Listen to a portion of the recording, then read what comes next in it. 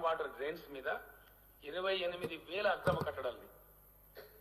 అక్రమమైన building కట్టడం మొదలు పెడితే వితౌట్ నోటీస్, అధ్యక్ష చట్టం చెప్తా ఉంది, చట్టం no notice will be given, it will be demolished.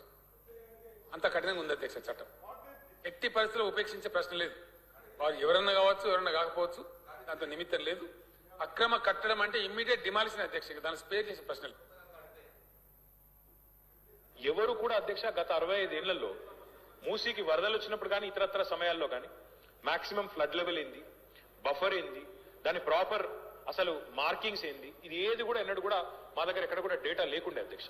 ఈ గవర్నమెంట్ వచ్చిన తర్వాత మనం సవ్యంగా మూసీకి పోయిన సంవత్సరం 2020 అక్టోబర్లో వరదలు వచ్చినప్పుడు వరదల ఉధృతిని కూడా స్టడీ చేసి టెక్నాలజీని కూడా వినియోగించి డ్రోన్స్ ని కూడా ఉపయోగించి బ్రహ్మాండంగా అటు ఎంఎఫ్ఎల్ బఫరు ఏది ఎక్కడ ఎంత ఉంది అనేది కూడా మార్క్ చేసి మొత్తంగా ఐడెంటిఫై చేశాం అధ్యక్ష.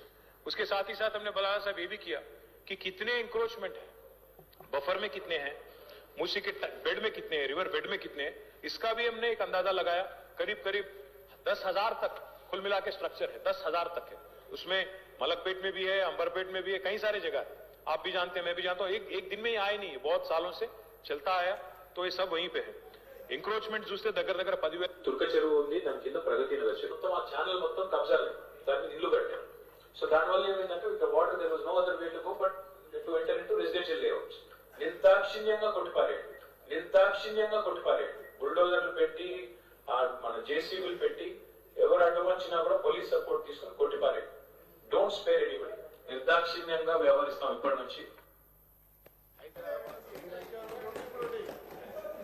అధ్యక్ష